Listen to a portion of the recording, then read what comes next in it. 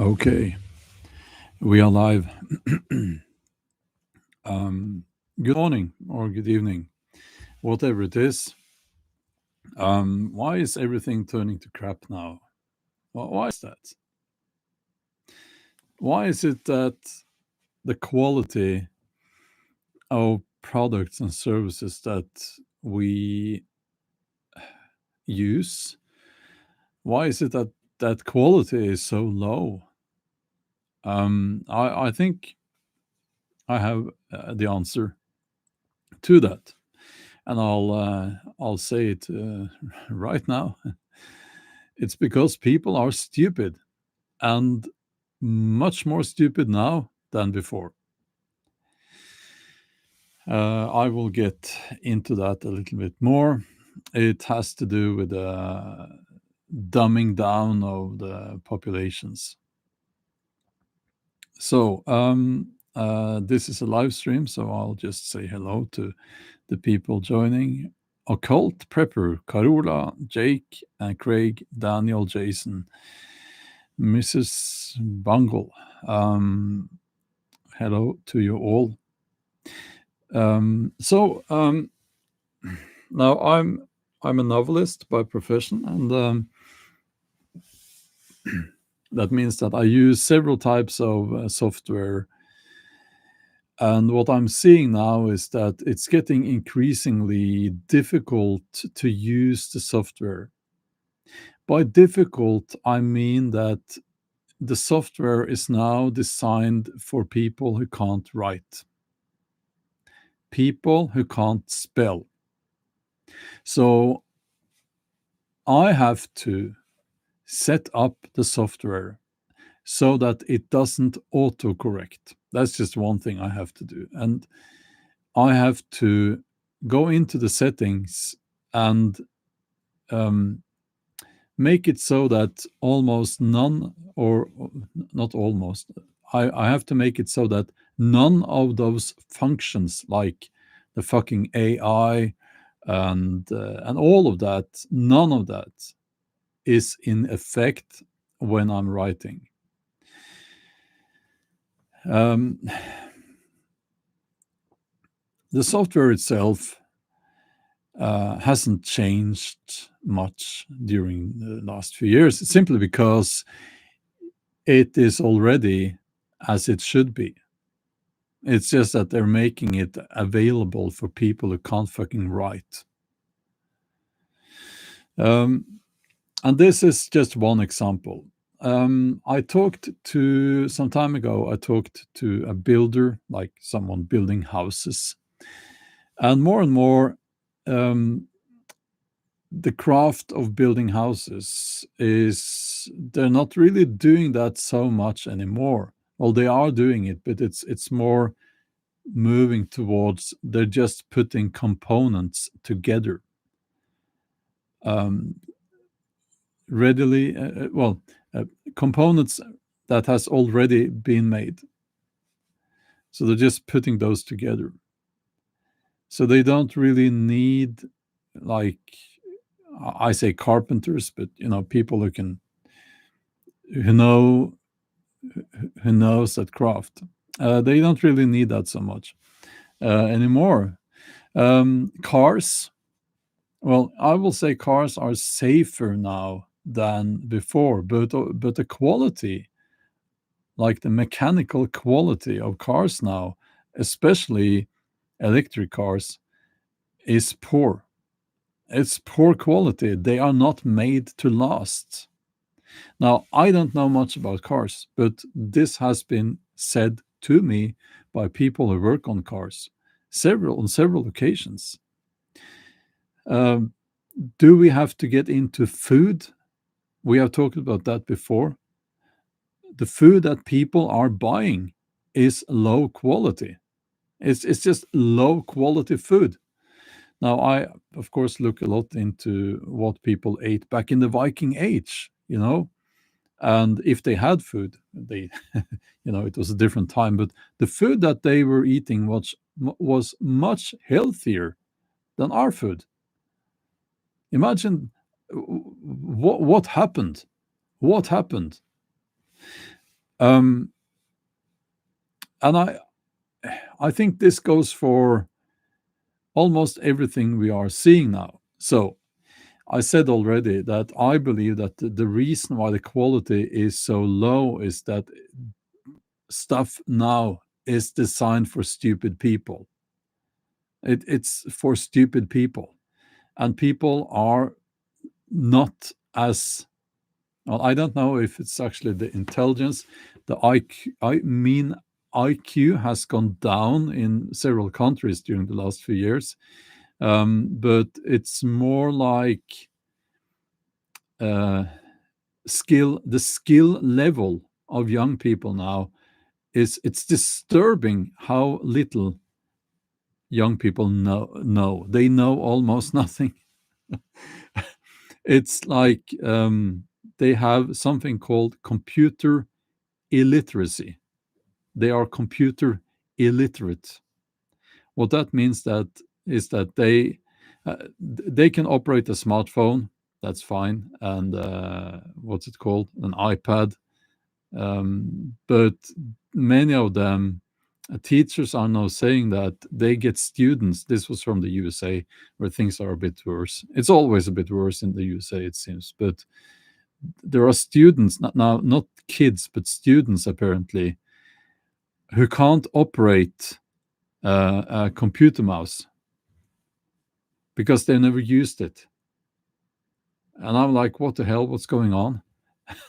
And the irony is that the same people, I believe it's the same people who they love to write comments like, oh, that's such a boomer take, whenever I talk about how AI is not a good thing, you know? So, and they, so like it's like they think that the boomers, I'm not a boomer, by the way, I'm Gen X, so don't fucking call me a boomer. Nothing wrong being a boomer, but baby boomer, but it's like, okay, I'm Gen X. And it's like we are not the ones who don't know computers. We know computers, we know the technology quite well. The Gen Z and the Gen Alpha, they don't. They have no fucking clue. So it's like, okay, I'll try to not curse so much and I'll try to stay calm a little bit. I've already been working for several hours. Now, um, I I think that there is another reason why the quality of everything now seems to be so poor, and it's that it's not supposed to last, and it's not supposed to fulfill that need or to do that thing that you bought it for. You're supposed to be constantly having to look for the next thing. So they are creating a fake demand by not fulfilling that demand. If you get what I'm saying. Also, there is the subscription economy. Now, if you go on YouTube now, you will have a lot of young people saying that this is end stage capitalism. It really isn't, and I'll try to remember to explain why. Um, what we're seeing is the subscription economy. It's a fucking greedy arrangement. So I have to use Adobe for one of their software, whereas because all the publishers are using that software, so I have to have that one. But I have Photoshop, and I make thumbnails and stuff like that on Photoshop. But I'm switching now from Photoshop, which is a good software, I think, but it's like I'm switching from that for two reasons: because it's a subscription-based software, and that means that it becomes very expensive. I want to buy software and then I own it, right? Um, so I'm canceling Photoshop, and I'm getting one that when you buy it, you keep it, right? Now I forgot all of what I was talking about actually. Um,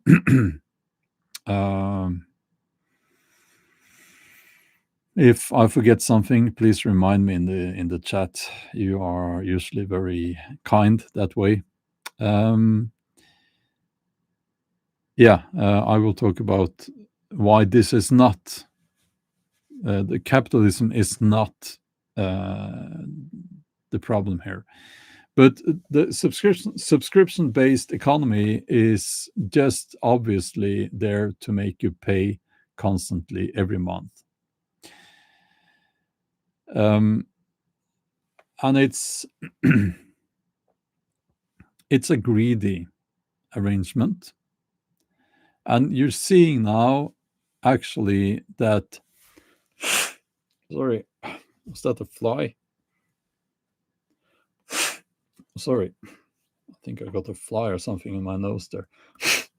Well, it's not. Yeah, it's okay now.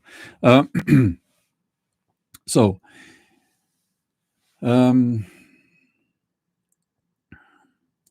they make products poor. Let's talk about software. They make it poor so that you will constantly be needing the next update. In reality, they could just sell you the whole thing already finished, everything nice and tidy, everything finished right now. But they won't do that because they want all of your money. Um, and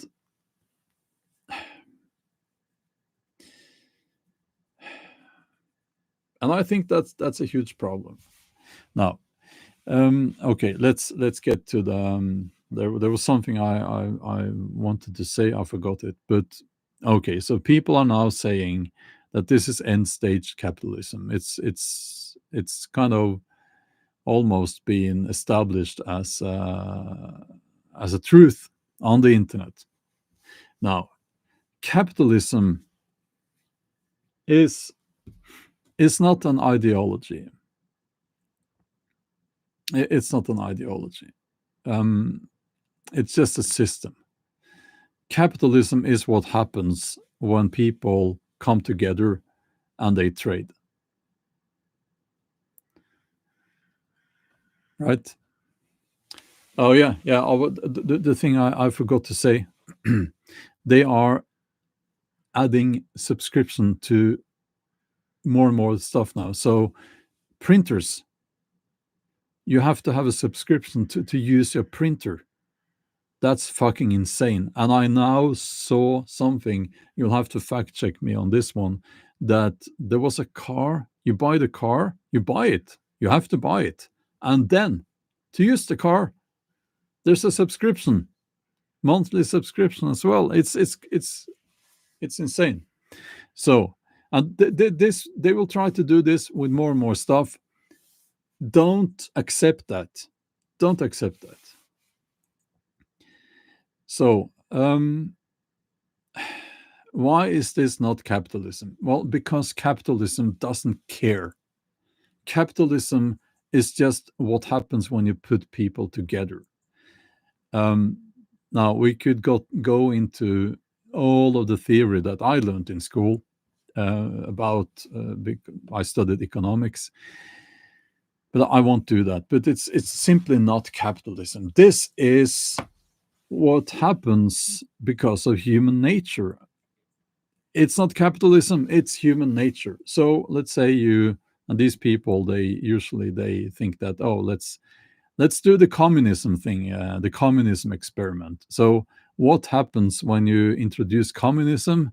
Well, you could say not. It won't be much different, except that a lot more people will be poor, and a lot fewer people will be rich, but they will be very rich. So it's not end stage capitalism. We are seeing an oligarchy. That's the term for it, because these actors, not like on a stage actor, but the actors in the economy come together and they form alliances and they gather under these umbrella corporations, and that takes away the free competition which you need to in order for capitalism to work to the best for in the best interest of everyone. So it's not, if it is capitalism that is the problem, it is only a problem because it's not regulated. And yes, capitalism needs to be regulated, and it needs to be regulated so that you keep um, the free competition going. You need to, there are laws, antitrust laws, and so on against this, which they should use. But when you have, like in Norway, we have an insane system when it comes to groceries, where you have the grocery store, what's it called? Mom and dad shop? No. Well, the local grocery store. It's long gone. So no independent stores anymore. It's all, I think, two or three. No, is it three? Three actors. They own all the stores. So it's not. It's an oligarchy, and an oligarchy will do things like this. They will do things like this. So you have to break up these big actors. Someone is now talking about, is there a way to break up Google? It should be done, and I think it's actually not Google. It's Alphabet, which is the company that owns Google. Can we break them up? Using the law, can we break them up into more and smaller actors? Now, I see other people using some terms here, but I will stick to the most accepted and commonly known terms for what's happening in the economy. So this is not end stage capitalism. It's capitalism that has moved into oligarchy. Okay, so it's not communism, and it's not fascism. It's just human nature. So that is important, and I hope that these people, when they get a little bit older, they get a little bit wiser, and they see that communism is not, or socialism is not the answer, because that always ends in poverty, starvation, and a lot of horrible things. So I am sick and tired of all of this, actually, and it's like, have you noticed, or I don't know if you're feeling the same, but when I go and into a store, shop, it's like I don't want to spend money, and I don't spend money much anymore. It's not because I'm against that, but it's because I feel it's not worth the money. Like, obviously, we need to have food, we need calories, and I need fuel for my car. And I have to pay Adobe for that one software that I have to have. And of course, I have to pay like Instagram, so that they will not let other people steal my name. That's fucking crazy. And so on and so on. So there are costs, but I don't buy anything anymore. I except food, And I feel that it's not because I'm against buying stuff. It's because I don't, I feel it's not worth it. Um, and I don't know. Are you like that too? Um,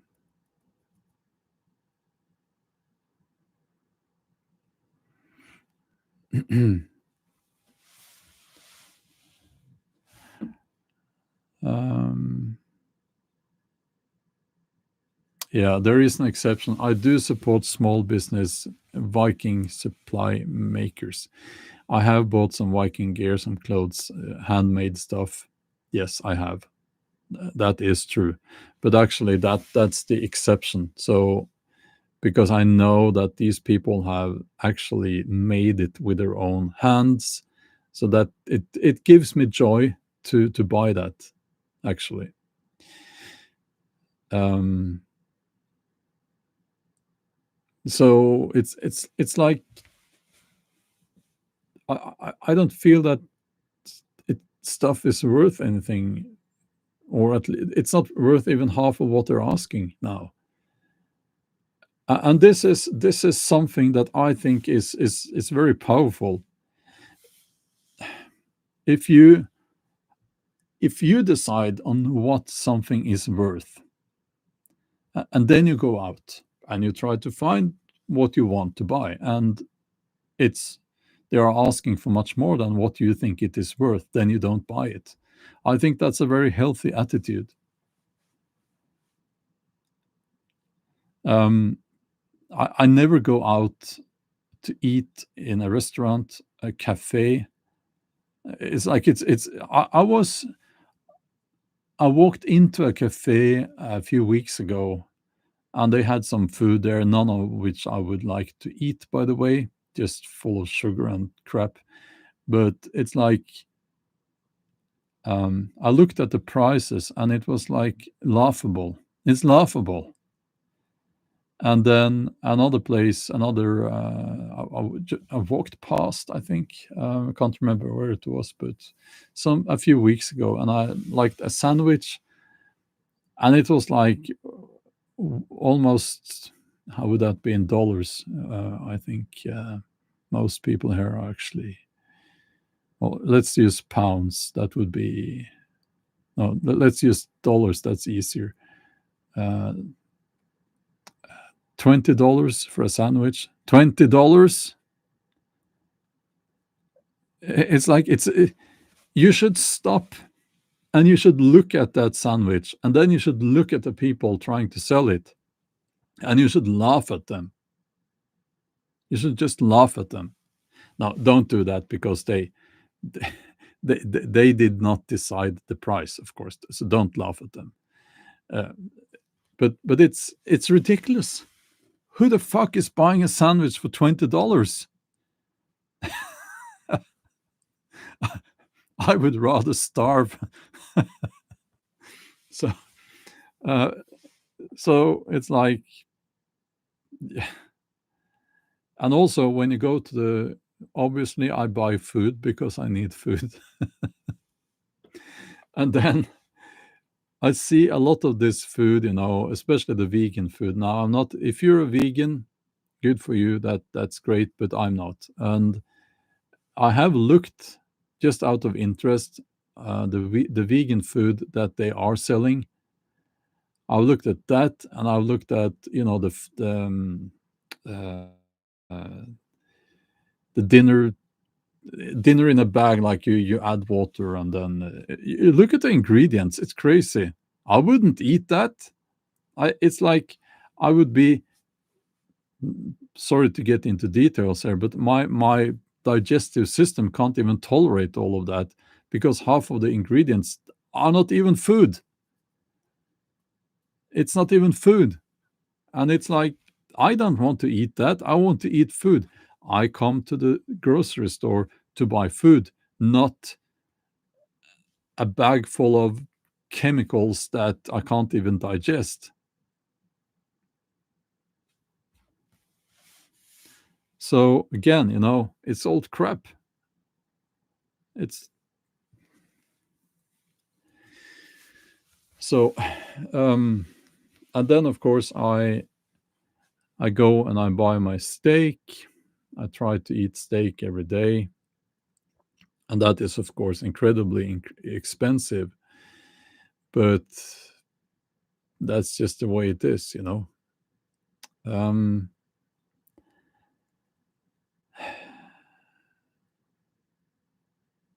yeah, home planet, exactly. Vegan is fresh spinach, baked squash, and brown rice. Not looks like meat in a package. I couldn't agree more. Couldn't agree more.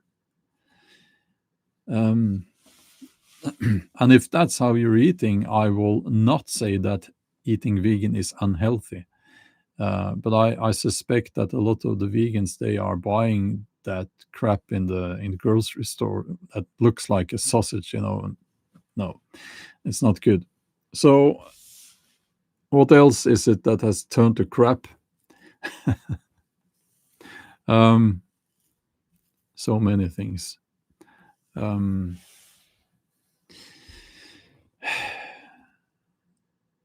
and I don't know. I think that people get used to low quality, and they get used to accepting that things are not supposed to last very long. Um,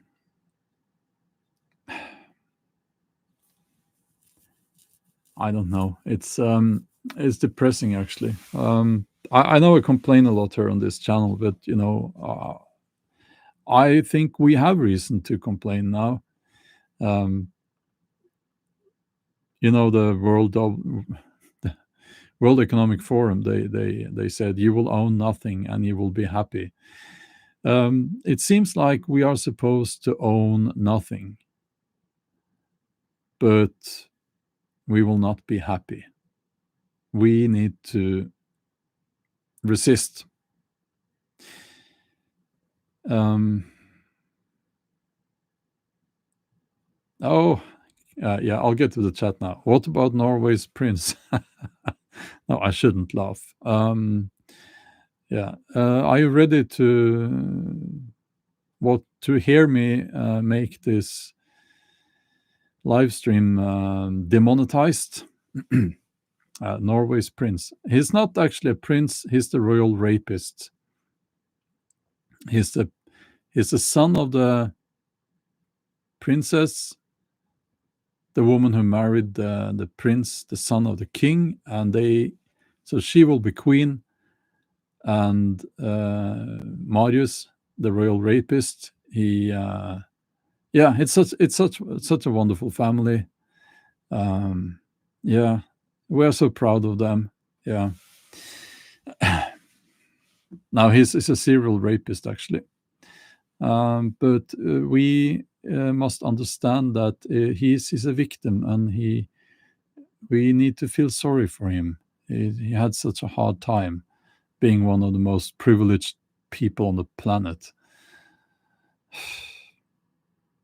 Yeah. So yeah, no, he had or have this hobby. He hooks up with women, and they use drugs, of course, like narcotics. And when they pass out, he does things to them, and he films himself. Yeah, such a nice person. And it's so wonderful to know that, you know, this family, the royal family, they live off of taxpayers' money, and it's so nice to know that some of the taxpayers' money goes to his narcotics budget. Isn't that nice? It's such a nice thing to think about when you pay your taxes. Yeah. So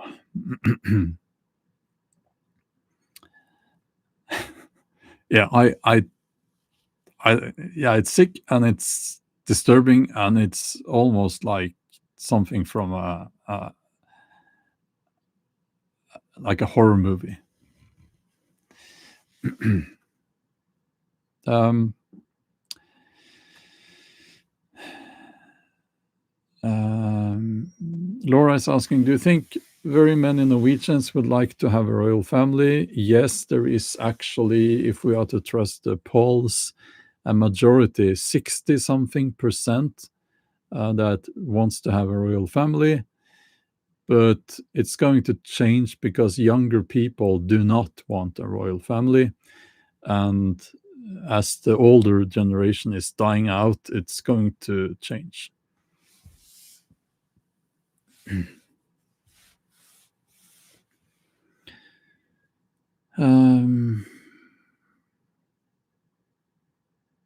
So let's see here.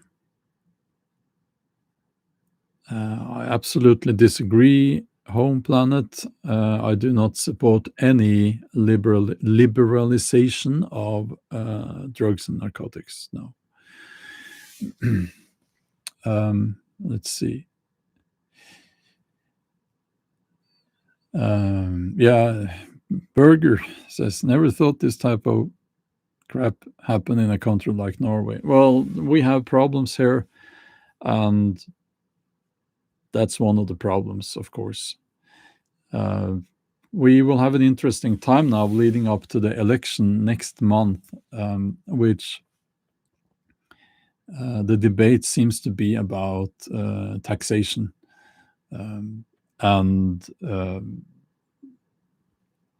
And it's interesting to see that the left is so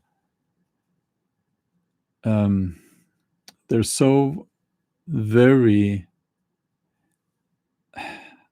what's the word, clear. They're so very clear on that they want to tax rich people more. That's what they say. Now, rich people, that's the words that they use. But rich people in their vocabulary actually means, if you translate it to honest language, it's people who own a business and people who own a house. And people who own a house and they have paid down their mortgage. Those are what they call rich people, and they will be taxed a lot more. So, and also if they like to say white a lot, white men. So they learned that on the internet from the USA. White men are bad. White men bad. So yeah,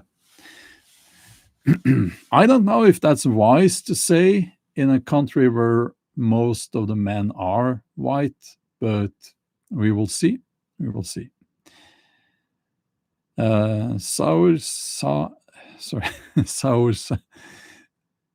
I should be able to pronounce it, but you're saying I had a couple of businesses. I can tell you, I wasn't rich. Yeah.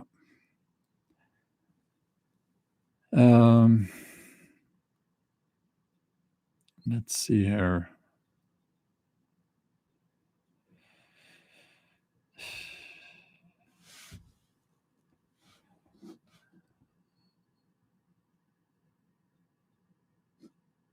Oh yeah, IQ is interesting. Even an 85 IQ is very elusive these days, and that's being generous. Being the average is what, 140? No, it's 140. Then you're a genius. No, the average is about 100.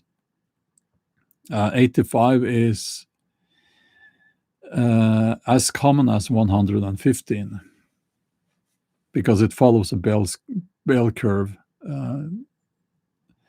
It's spread out like a bell curve. 85 is not uncommon.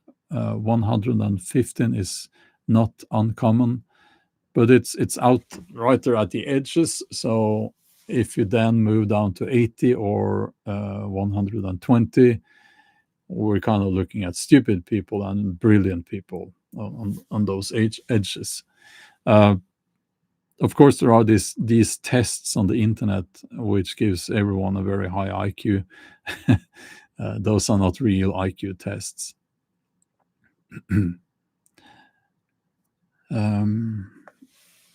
Let's see here. Good question. Do you think Norway is going to be a full republic, meaning a state without a monarch this century? Yes, I do think so. I do think so. Because the prince and the queen, the prince and the prince and his wife, they will be king and queen. They are not popular, in the population, and it's like the prince is, honestly, he's not a good person. And he is portrayed by the press as a very good and intelligent person. He says these obvious politically correct things whenever someone puts a microphone to his face. But the fact is that, for instance, in January, now the royal rapist, his wife's son, and him,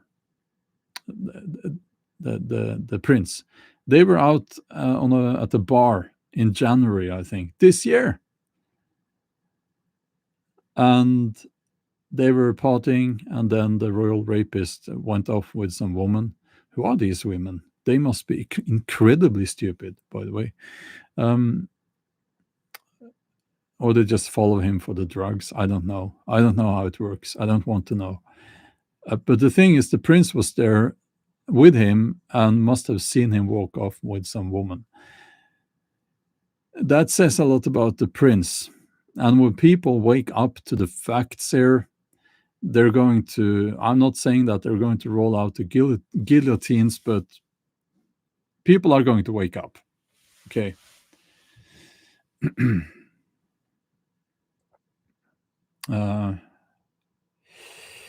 Let's see.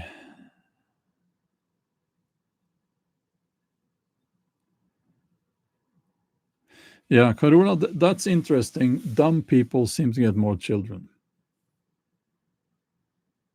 That is actually what has happened in that movie, which I haven't seen yet. I can't get hold of it. The movie Idiocracy. So that lowers the IQ in the population, and it happens apparently quite fast. So just a couple of generations of that, and the average intelligence is much lower. What we are seeing, of course, is that it seems to follow this trend. If you're quite intelligent, you often want to go to university. In Norway, that's much cheaper. It's not completely for free, but it's yeah, the Norwegian royal family is Danish. Yes, it's crazy. So okay. But anyway, you go to university. Bright people seem to want those kind of careers or jobs, and that makes them delay having a family, and they seem to get fewer children. So when that is allowed to go on for a few generations, then the very bright people, they get maybe one or two children, so an average of 1.5 maybe, while people who are not as intelligent in an IQ sense of intelligence, they get maybe many more children. Then that will lower the average intelligence in the population.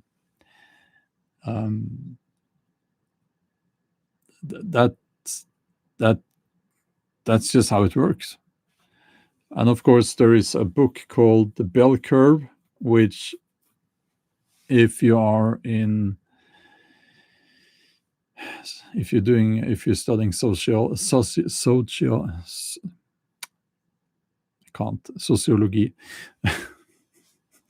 Well, and if you're in the university, that's a book you should absolutely put in front of your professor's face and see the reaction.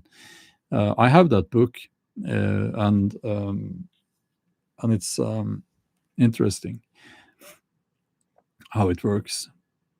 But that's, by the way, that's the book that saw huge differences in IQ based on ethnicity. So you can't say that, of course. So it was condemned, and it destroyed the author's career. Sociology. Yes, thank you.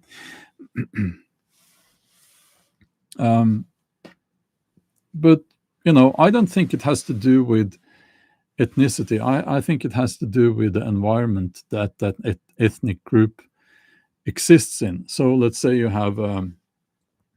if you have a place, a country with no prospects of higher education,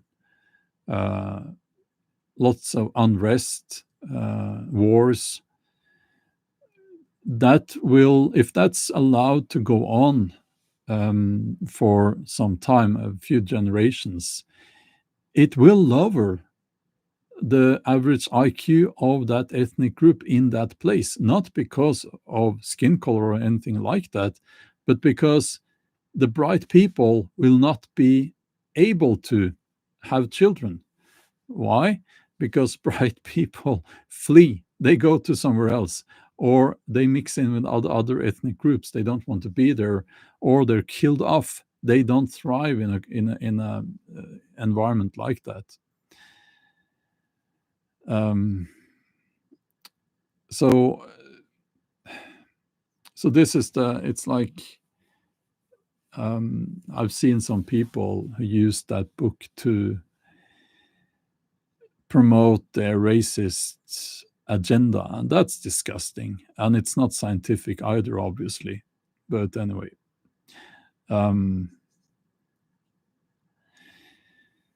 let's see. Yeah, there is some twin studies on genetics. Yeah,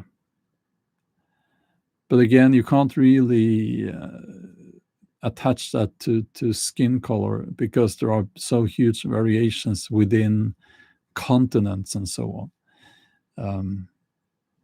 So there are a couple of places in Africa they have a very high IQ.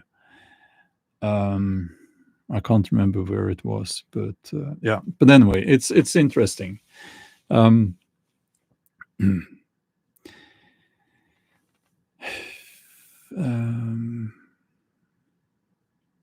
Let's see.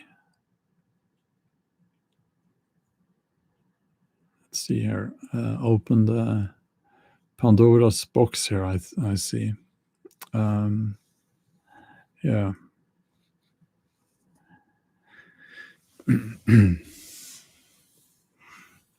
Okay, so we are talking about having children, right? And it's like, I'm honestly considering voting for the Christian well, it's a Christian party, political party. I'm not Christian, but the reason is that they are the only ones talking about making it more financially more profitable, if I can use such a word,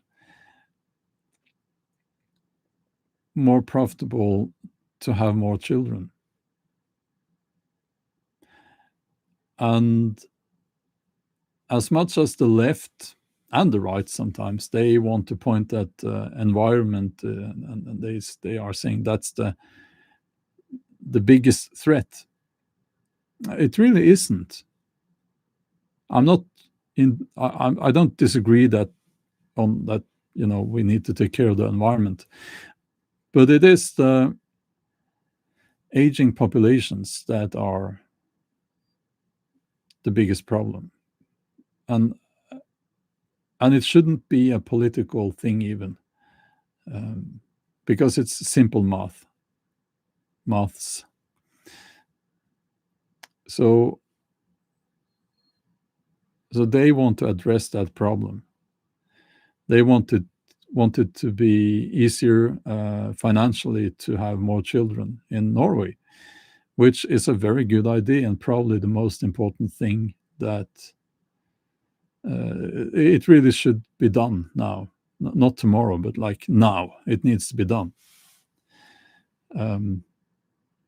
Because only in 20 years from now, the numbers will not add up. And that means that all these people, all these, especially these women, they say that I'm so happy, I have no children, I'm free, I don't need children, I don't need a man. Yeah, well, guess what? You're going to have to work until you die. Yeah, because there is no pension waiting for you. And that's because there won't be enough children, or there won't be enough now children, but later adults who can work and pay taxes to pay for your pension. So, sorry, you're just going to have to work till you drop.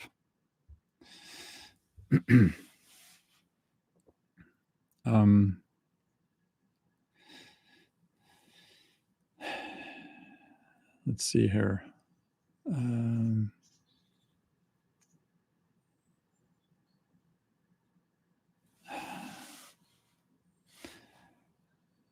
Yeah.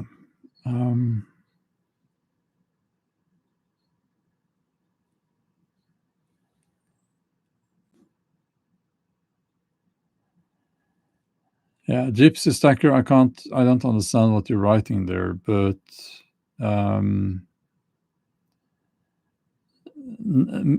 no, if you make it more profitable, more financially easier to have children, which they should do, means that, for instance, you could afford, for a woman, let's say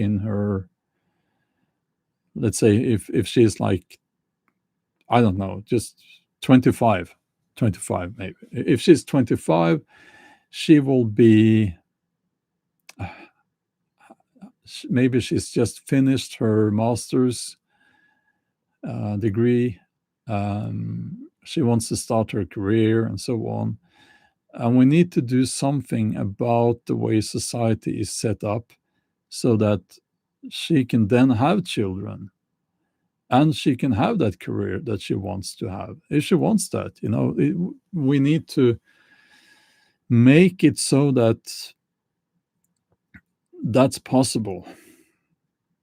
And that has a lot to do with the economy, your personal economy. Let's say you've been studying for 7 years.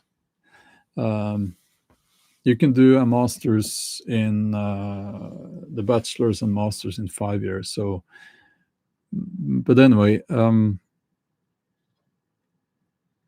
yeah, you get what I'm saying here. I'm trying to say that we just need to find solutions so that no matter your career choices, you can have children when you want to. And I've spoken to several women who are saying that they wish that they had started to have children a bit earlier in their life, but they couldn't because of money. And the man is of course also in that situation, but it should be easier for people financially to have children. It's not rocket science.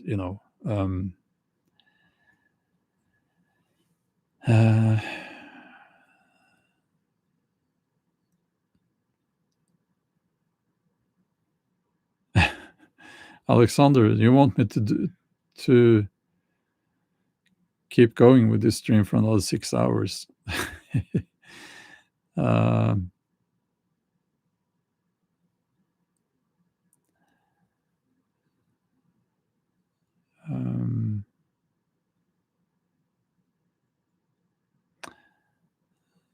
Okay.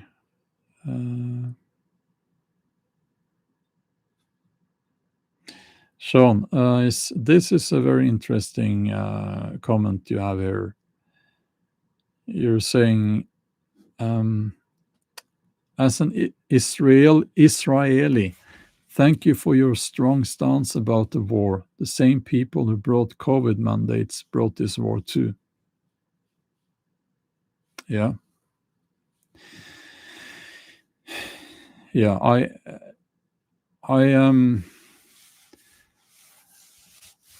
I would say that in the news, like mainstream news here in Norway, even in the mainstream news, the protests against the war in Israel, they have reached us. Um, so we know about the protests, and we know that what the war criminals in the Israeli government, what they are doing, it's not. They don't have the support of the Israeli people, as far as I understand. And um, uh, yeah,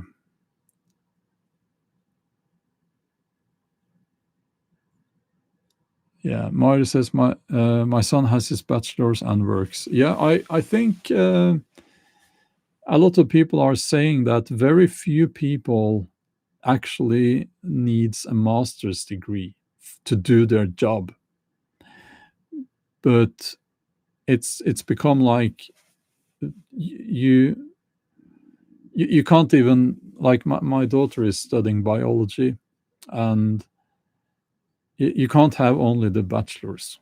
You need to have a master's, or else you won't have a job. Nobody will hire you because everyone's got a master's. um, and that's just the way it has become, you know. um, Now I've said before, I really want to go back to university, and I really want to do a master's in history. But I now that I said that during a couple of weeks of vacation. So now that I'm working on my novel, I think that um, it will have to be part time if I do it. Lancelot says college education lost money debt, better to learn a trade.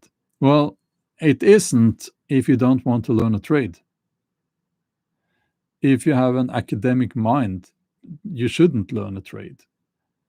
If you have a if you're better at abstract thinking than hands-on work, you shouldn't go into the trades. So I'm actually sick and tired of hearing learn a trade. Well, no, not if you don't want to, not if that's what you, not if you have a dream like I want to go to university and study astrophysics. Then you should do that.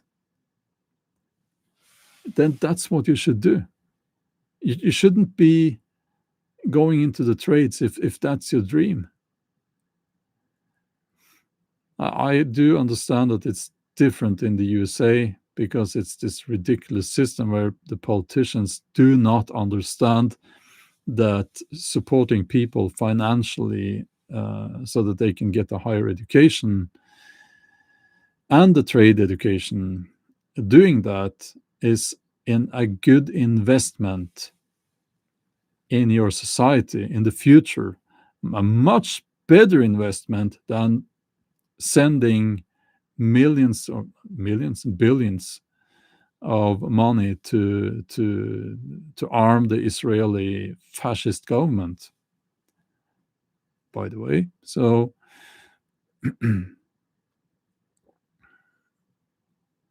yeah, lots of fans of trade here. But listen, it's like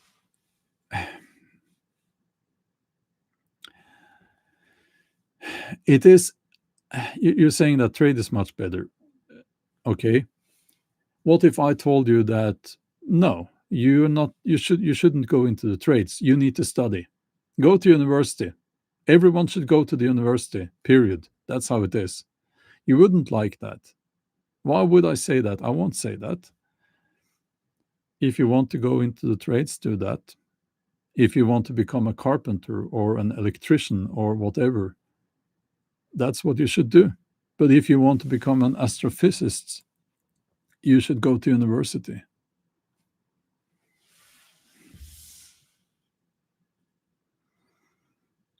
And I don't think that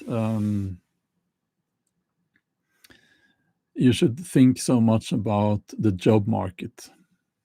People used to say that, oh, look at those people getting a philosophy degree, it's so useless. And then it turns out that masters in philosophy, they are wanted in these big corporations, sought after.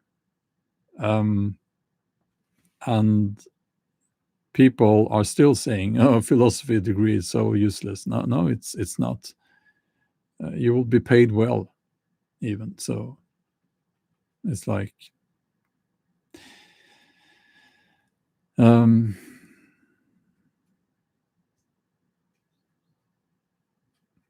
yeah, in Norway there are private universities and there are the state universities. The state universities are practically for free, except, of course, you have to buy the books. You have to find a place to live and pay the rent, of course, in close proximity to the university, and that will be very expensive. Um, yes, Margot, exactly. You said it better than I could. You're writing. You need to follow your passion to be happy, and not just find a job to make money. You will tire of the rat race unless you work serving a passion. That is so true. So true. Um, like for me, I did my education in economics, but that was not my passion. So you could say I wasted that money, but I wouldn't say I wasted it. And I had to pay for it, by the way, because that was one of the private universities. Um, but I became a novelist. Um, and these days, it's like I find a lot of joy in simple carpentry. Simple carpentry. I find a lot of joy in that. Not going to become a carpenter. I don't have the skills for that, and I think it's very different doing the carpentry jobs that I do, like here in my home, and uh, and having that as your job, you know. Um,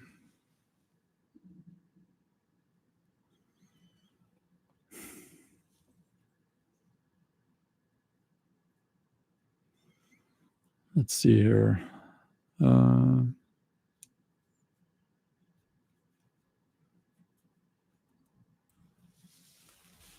let's see. Um,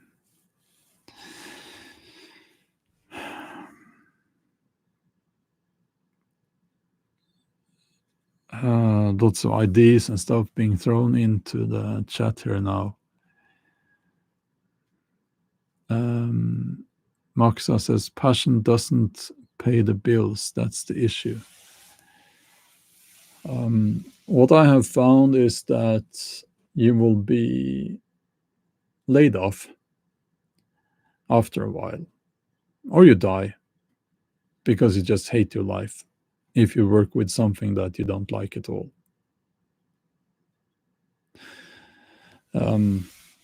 And especially as we are moving into this revolution, the AI revolution must be compared to the industrial revolution. And I think at this point we understand that this lie they're telling us that, oh, AI will make many jobs obsolete, but it will replace those jobs with new jobs, as if it's a law of nature that when a new technology comes along, it will create as many jobs as was uh, deleted, you could say. That's not how it works. It's like the industrial revolution. What did that do? Did it make life better for people? No, it didn't. Did it create poverty? Well, Yes, it did. I'm not saying there was no poverty before that, but we are moving into the AI revolution, and I think there's a lot to be said about that. I have said a lot already, but it's difficult to know which professions and jobs will be left. At the point, it's like white collar works are going. They are being replaced with AI, and people think therefore you should go into the trades. Um, well, the robotics are taking over the trades as well. Um, I think it's going to be difficult to replace like a plumber. But I mentioned houses now, poor quality and being made, the components very often being made by robots in a factory. So that is actually replacing builders. Um, so yeah, we don't know. We don't know, and because we don't know, I think the safest bet is to go for your passion.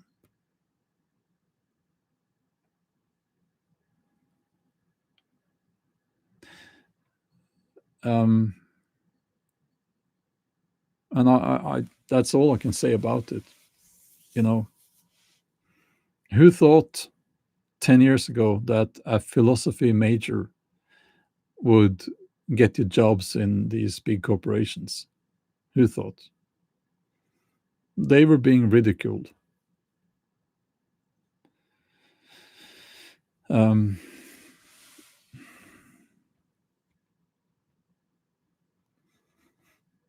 yeah, Laura, thanks for the question. Was there another major you wanted to study instead of economics, Bjorn? Yes, archaeology. And now I'm seeing my job as a novelist. Yeah, I can keep going for a while, for a few years, but I see, because of my name, my position, but I think that uh, AI is going to take over the publishing business. It's also going to destroy the video hosting platforms. We're seeing that happening on YouTube now.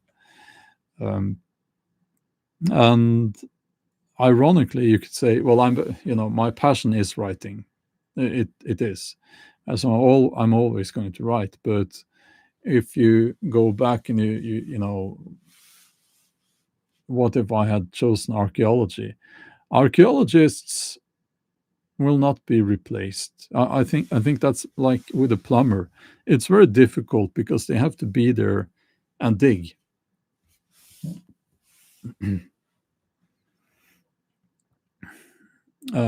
Mari, I'm sorry to disappoint you. You need to learn to code. Um, I think we can safely say that learning to code is a waste of time, because if it hasn't already, it's like it's being taken over by AI. The AI is coding now.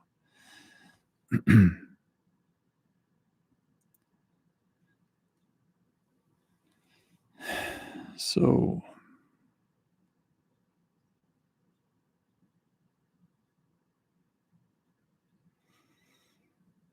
um,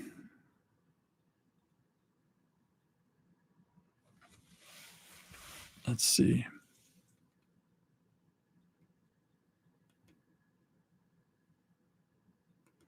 Alexander, no, I think that's disgusting. Um, let's see here.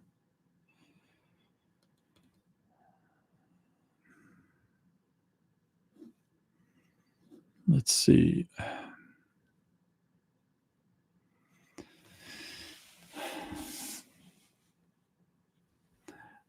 Well, I, I think none of us have a crystal ball.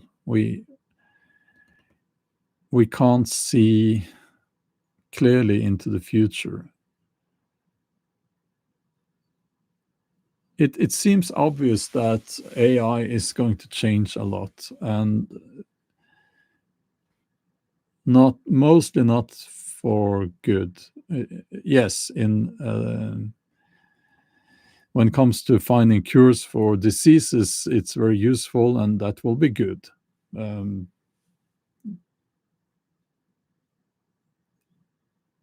I'm saying diseases, not like big pharma selling vaccines for stuff, but it's like the problem now is, of course, that they are replacing human creativity with AI, and AI doesn't have a soul. Um, so it's I worry that people will get used to quote unquote art that has no soul. And a lot of people will say, well, people won't be interested in that, but we are already seeing that people are consuming videos. Some of the fastest growing videos on channels on YouTube are pure AI channels. Music has been sold, like the biggest selling, I believe, songs, if I can call it that. Now I'm in my 50s, so I'm old. Oh, such a boomer, but I'm Gen X, by the way. Um, People will say that I don't understand music. Well, it's like these people with their ass hanging out on stage and they're miming to some ridiculous, obscene words, and some ape has created a rhythm with a computer. That's not music. But people like that. They seem to enjoy that a lot. And that makes me think that they will also love the AI music and the AI artists. You know, um, so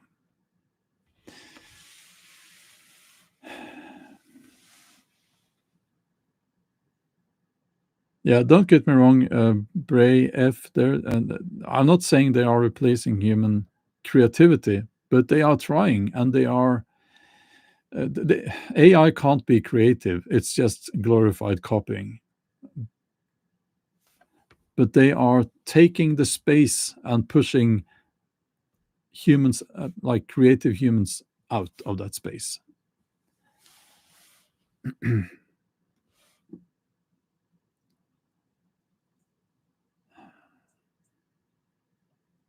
So um, now, listen. Let me say something about modern music now. And I don't know so much about modern music because I try to avoid it. It's like I try to avoid it. Um,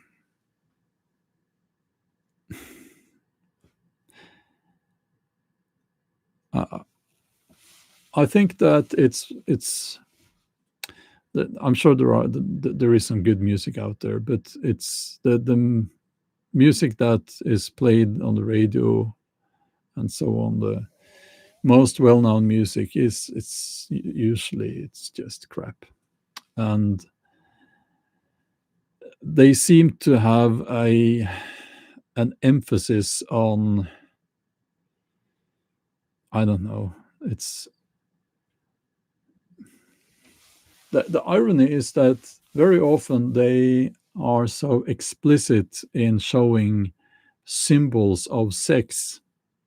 Like I said, they all have a big giant ass hanging out, the females at least, and push-up bras, and I don't know how all that look, and the silicone face, and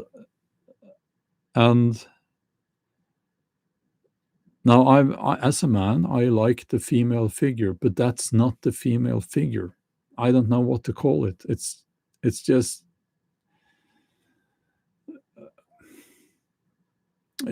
the opposite of that. It's like watching a clown, and I don't like clowns. Um, and I'm of course thinking about the worst examples. Um, and I saw one of these.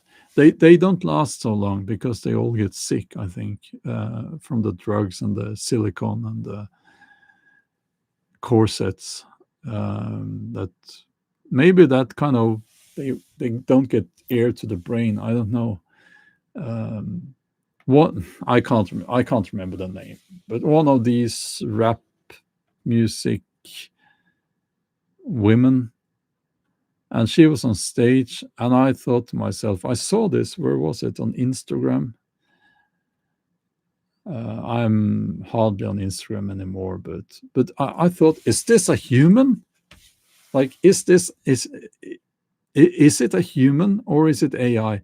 But actually, it was not AI, and it was commented on, and because it was like this big waist and big ass that was operated on to make it even bigger.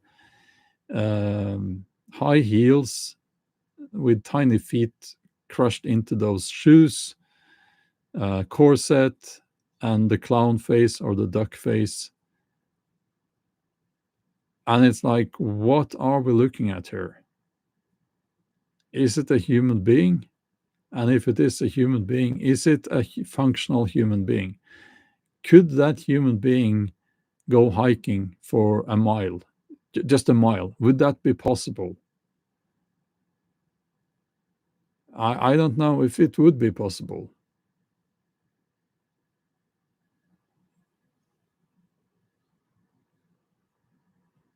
Nicki Minaj, maybe. I don't know. I've seen several different specimens. Um,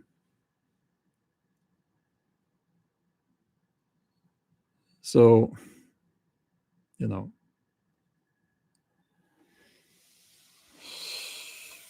and it's so sad because, I must say that when I was a young man,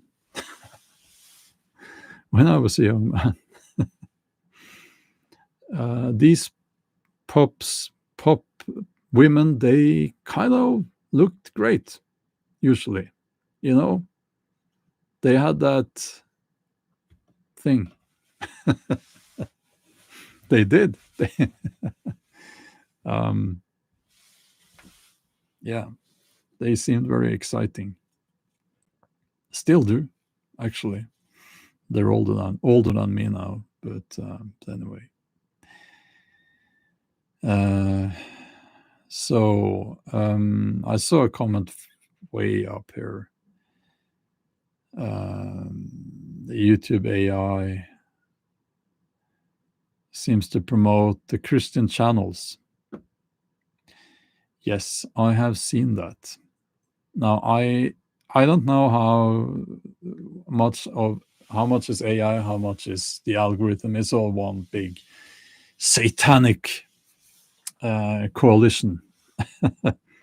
But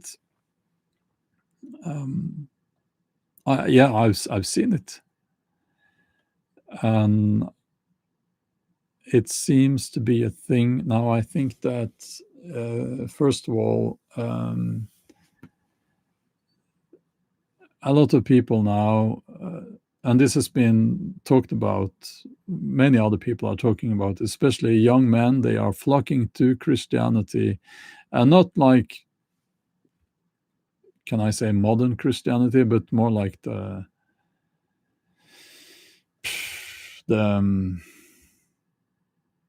conservative Christianity.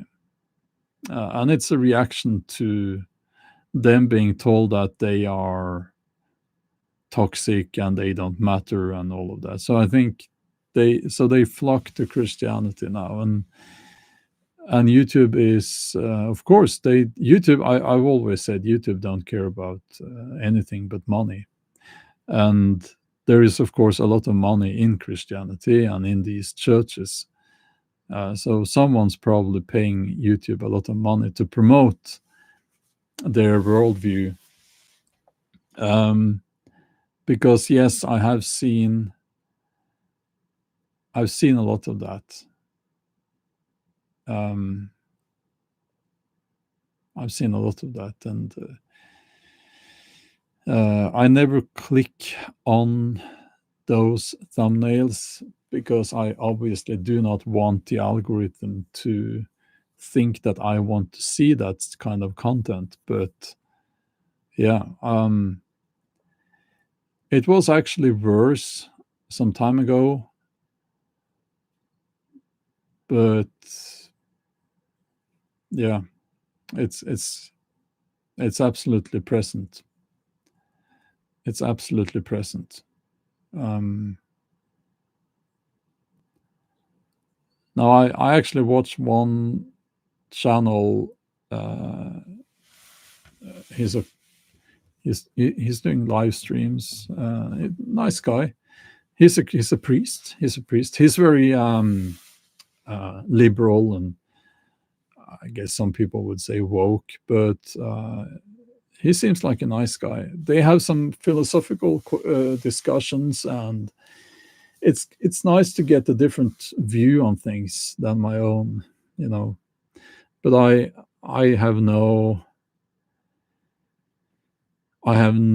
interest in listening to these conservative Christians, because I know what they're going to say, and it's not. It's just not interesting to me at all. And of course, I disagree with what they're saying. Not all of it, but like absolutely most of it. And I get sick and tired of it. And if you think that's wrong, then and you're a Christian, then imagine if you every fucking day you got suggested channels about the Norse pre-Christian belief system and the messages there. You wouldn't like it. You wouldn't like it. And I don't like to see YouTube pushing these Christian channels.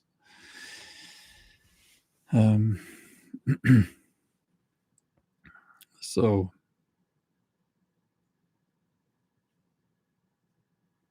exorcists. Yeah, I never seen that. No, but I guess there are people who believe in that as well. Yeah, that's actually needs to be said. Um,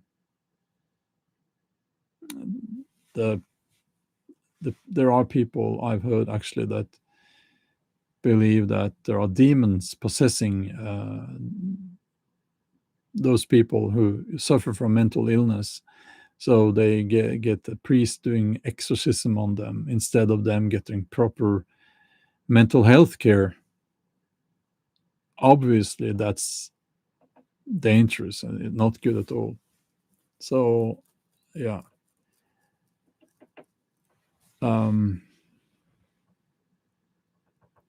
They shouldn't do that.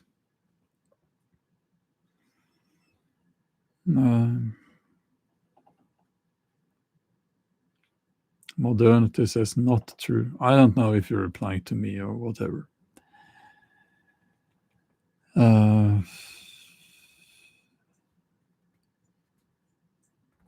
Modernity. Oh, okay. Modernity says exorcists require people to undergo psychological evaluation first.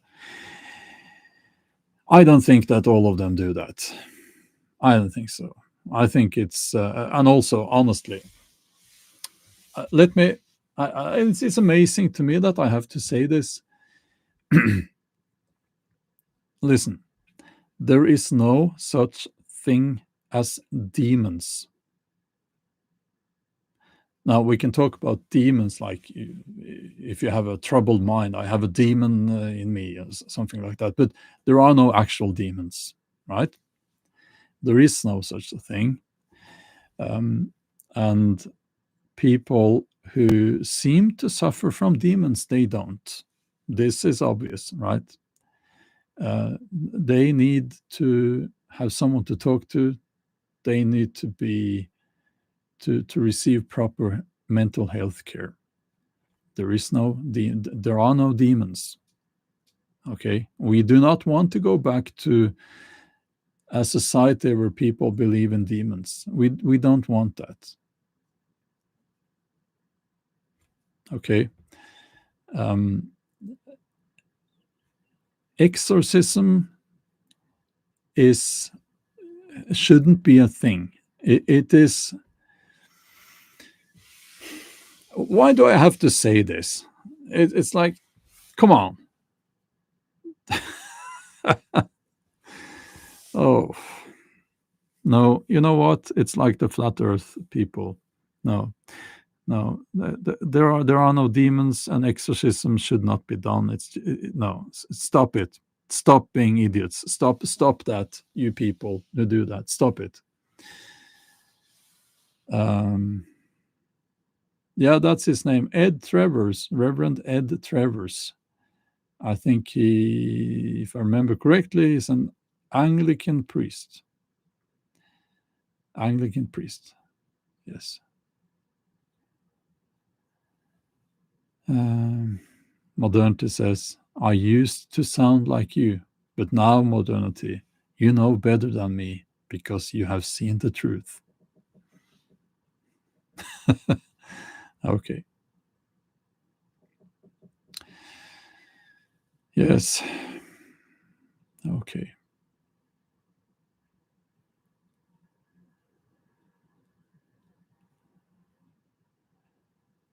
Um,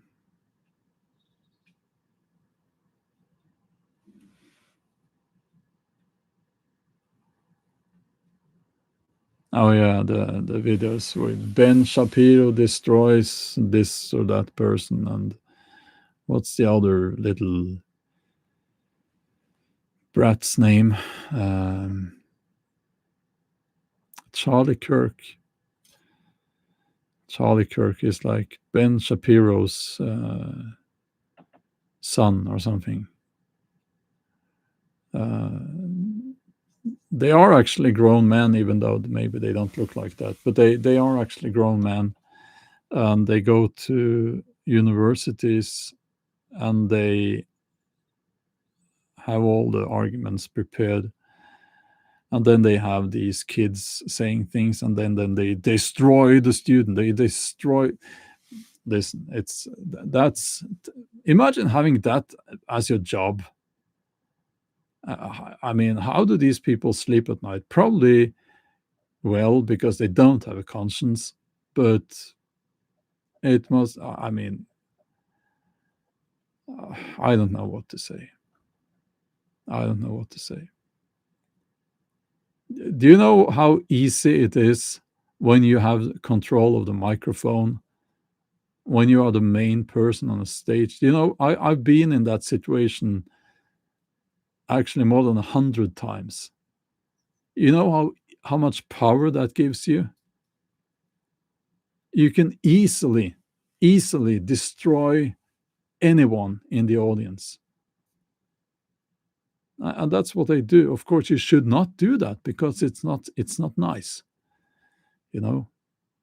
So yeah,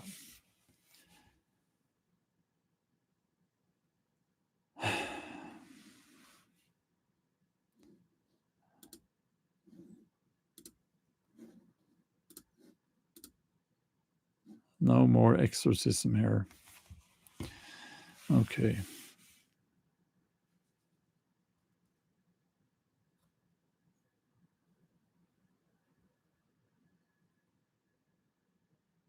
Um, yeah, you know, I I don't know why they do it. Yes, I do. They they are paid to do it, but um, I think it's such a dishonest and horrible thing to do. Um, and no, yeah, it's kind of disgusting. Demons on your chat. Yeah. If I did not have a conscience, I would I would make a cult, a Christian cult, and it would be like you have to pay a lot of money for my people to remove the demons from your life. And I would reject everything, and I would offer a program that you could buy into to become a real man. That's for the men. And I would, yeah, I would. You get the picture. That's what I would do, and I think I would make a lot of money from that. And yeah, I would have someone like a despicable person like the Ben Shapiro, Charlie Kirk types go to universities to destroy students and make YouTube videos. Destroys woke student. so so it's like, yeah.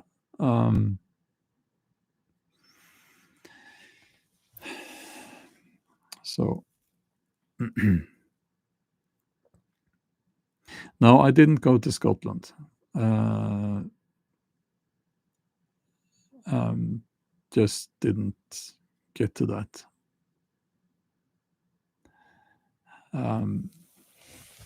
I can't answer the other question you had there yet.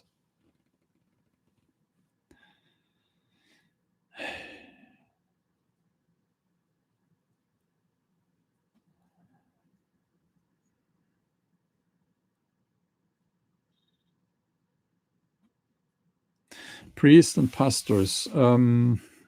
Isn't it?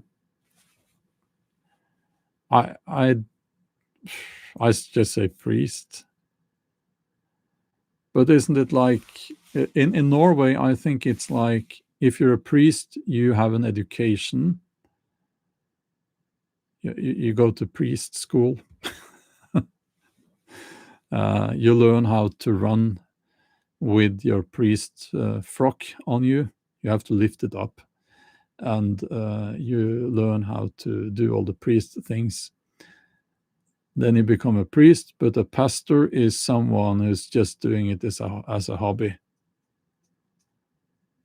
He has no education, so he or she, usually he, can say whatever he wants. Like, Jesus spoke to me yesterday and told me that you have to pay me a lot of money so that I can buy a new car. That's a pastor. Like, I think. Maybe it's different in other countries.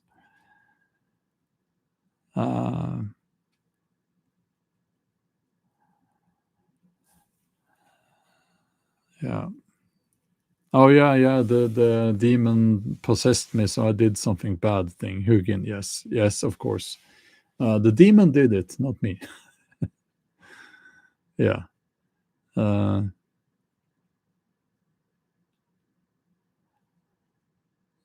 in America they have this conflict between the Catholics and Protestants. Well, we did have that conflict here in Europe too. You should look into it. Very interesting history. It didn't end well. Let's just put it that way. But yeah, I'm sure you will be very happy in going down that road with that conflict. Yeah.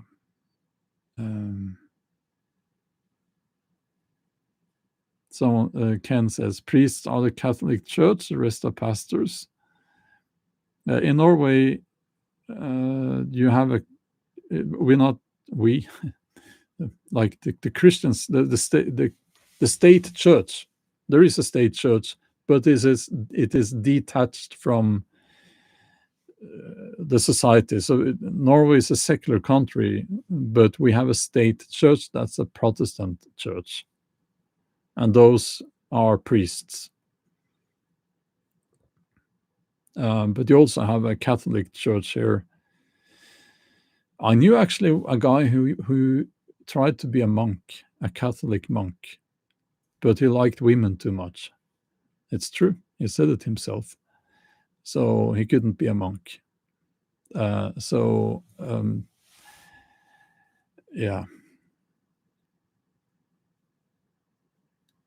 KB,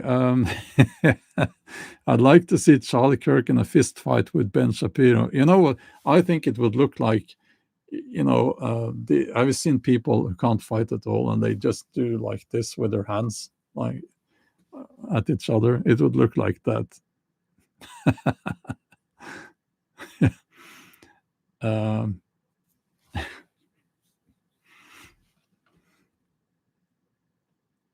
Yeah, because they're not. I think we can say that they are not. None of those people are masculine in a traditional sense of that word. I think it's safe to say that they're really not masculine men, are they? So, but that's okay. You don't have to be like that. You can. I'm not, but it's ironic that they are talking so much about how men should be, and then they don't look like men themselves. I think that's ironic. But maybe that's just me. I don't know.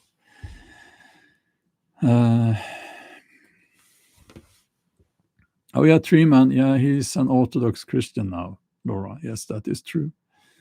Yeah.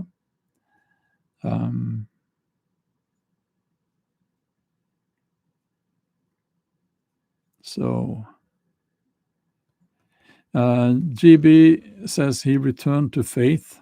I know what you mean, but I don't like those words. Which faith? Like, you use that faith word as if it only applies to the Christian faith, but that's wrong. That's wrong. Like, I have faith, right?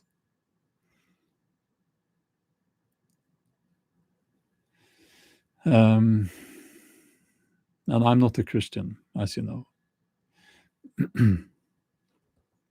A Buddhist has faith, so on and so on. Not being a Christian doesn't mean that you don't have faith. So,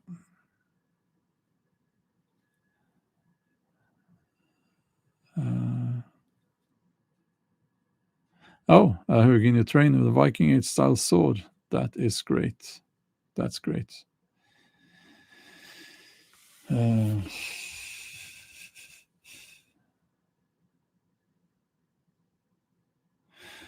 Yeah, America compares to the Roman Empire. That's yeah. I know what they mean when they say that. I know what they mean. So it's like, okay, but also it kind of reveals a lack of knowledge when it comes to world history, because while there are some similarities when it comes to the USA and the Roman Empire, there are many more things that separates those two. For instance, the Roman Empire at its height and even at its decline was immensely more powerful, immensely more influential than the USA is today or has ever been. And I think that these people also, they are pointing at they were so degenerate. They were so degenerate, and that's what you see when empires collapse or before they collapse. So look at the degeneracy now. But the truth is that the Romans, they were always like that. um, to quote Faulty Towers from that comedy series, some of you will know what I'm talking about. And no, that was the Greeks he talked about. But anyway, it's like, so they had some tourists. Was it from Italy or Greece? I can't remember. But he was like, he says to his wife, "They invented gayness." So it's like they had different moral standards, right, than people do today. So it's not correct to say that, oh, look at the Roman Empire, they became so degenerate towards the end, and so that's a sign that an empire is about to fall. And look at America now, it's so degenerate. I do agree that it looks degenerate, and when I was there, lots of problems were obvious, but not that people are being gay. It's like, that's not the problem. and many other obvious differences, of course.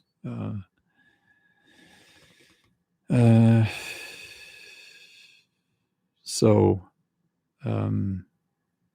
yeah, and Audrey, yes, the USA is not an empire. I would say that I would like to. I'm tempted to say that Russia is an empire today. It behaves like an empire, and China as well is an empire.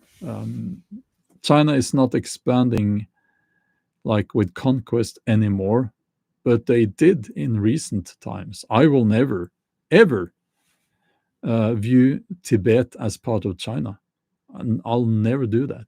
I do not accept that, because it was just taken, stolen. So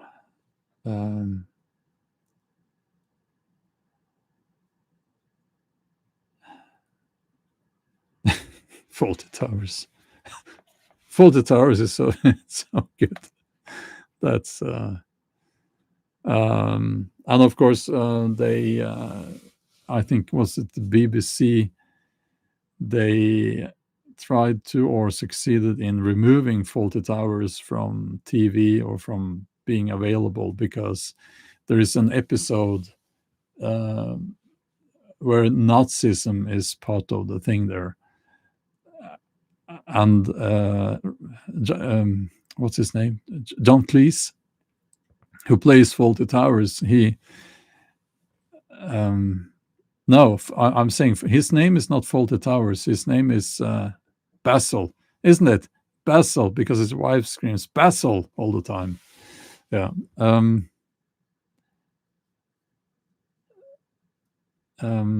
So I kept. What is his name? Is his name Faulty Towers, or is it Basil? Sorry, I can't remember. Basil Faulty. Yeah, so he says to all his staff, because they have Germans coming, and this is to stay at the hotel, and this is like a few years after the Second World War, and he says, like, don't mention the war, because he assumes that will make the German tourists uncomfortable, and probably because they probably lost people during the war and so on, and he I can't remember if that's the episode where he knocks his head and becomes extra weird. But he has this scene where he puts his finger, like two fingers on his upper lip, and he starts marching through the dinner hall, dinner room, with lifting his like legs up a lot. um, uh, to portray the Nazis marching, and then the German tourists start crying and all of, you know. So yeah, you have to watch it. It's brilliant. It's brilliant. But the point here is that he is mocking the Nazis in that episode.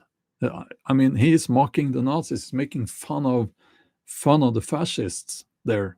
That right. So, but BBC wanted to ban that, or maybe they did because Nazism, we can't show that. And it's like, why would you not show that? Because he is mocking them, and they should be, all these, this comedy where you make fun of people in history, and present people in positions of immense power. We make fun of them, and we should. um but yeah, so that's BBC. uh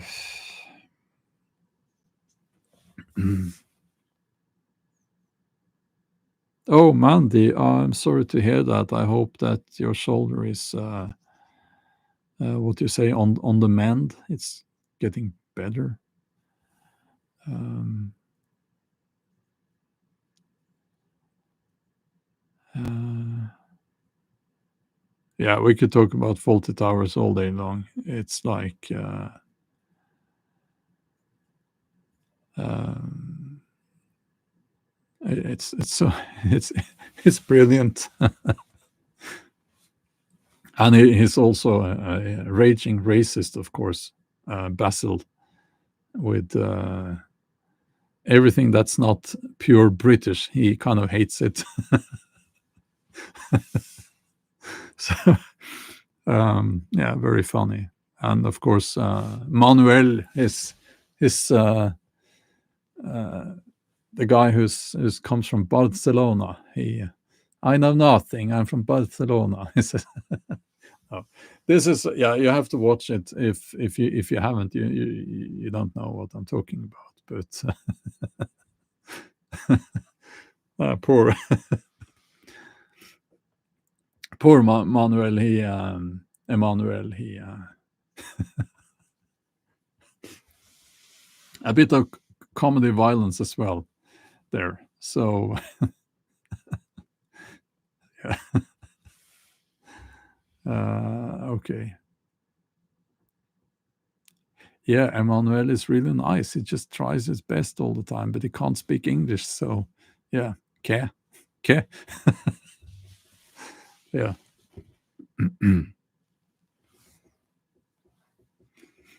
um, yeah, the major. Yeah, is it's like, yeah. I need to watch that that comedy show again. Um,